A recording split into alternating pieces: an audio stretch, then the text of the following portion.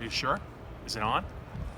Okay, Greg Pickel. We just saw the Penn State football team, most of the Penn State football team, go through one of their final strength and conditioning workouts, and then we got to meet with Dwight Galt, always an entertaining guy. Yes. Talked for about 13 minutes, mentioned a lot of players, which us media types like, because there's a lot to write about for the next couple days. Why don't we just start with who everyone wants to know about? Let's start with Micah Parsons and what he had to say about him.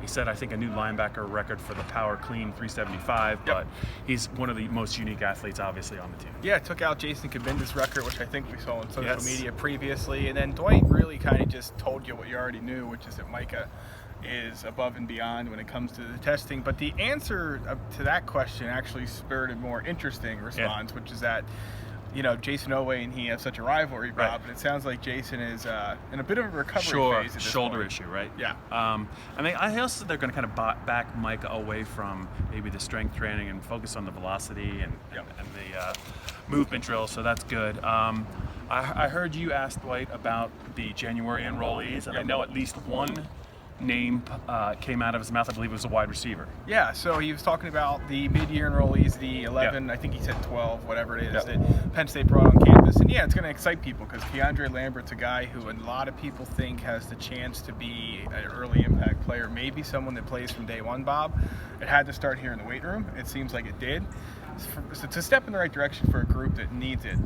Daniel George looked good in there in t-shirts and shirts and a shirt, but we obviously know that the things he's been dealing with, he must continue to improve on. Yeah, let's talk about a couple of notes involving one current Penn State running back and one former Penn State running back. Dwight Galt said that after Antonio Shelton did his max bench press, I think it was yesterday, he said someone's going to be unhappy, and it's Saquon Barkley, because Shelton did 465, I believe, just nudging out Barkley, and the fact that Barkley was that high is pretty amazing. Yeah, no question. I mean, it's kind of funny to think about when you consider that the nose tackle just edged out the running back. Right. I mean, that just tells you all you need to know about Barkley, who, that was interesting. Also, the fact that Galt said that Journey Brown has sort of done a nice job of taking, I think that's where you're going with that. Yes, anyway. I was. I took nice the baton. pickup. That's right.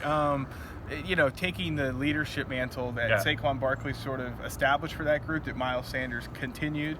It just made you wonder if they didn't have that necessarily at all times last year.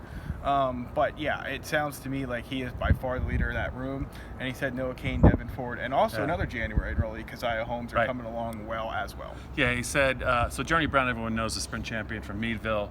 He runs 4.3. It's up on the board. Dwight said when he got here he could bench 295. Now he benched 395, I think, yesterday, and was pretty crestfallen he couldn't get to 400. I think it's only a matter of time. Yeah. Anyone else or any other quotes from Dwight? We'll keep it short because we have a lot to get to. Anything else jump out at you from our little session with Dwight? Yeah, we talked about the fact that the quarterbacks are at a place where they can back those guys down a little bit. They're not going to max out anymore, even though both guys are done have testing. Time left at their in their Penn State career. I thought that was notable, talking about shoulder strength and long-term shoulder health and stuff like that. Clearly, as you asked, they're training these guys to be running backs and quarterbacks, essentially. Correct. And it also sounds like they might be shifting their approach a little bit more this offseason. All right, that's it from a March strength and conditioning session.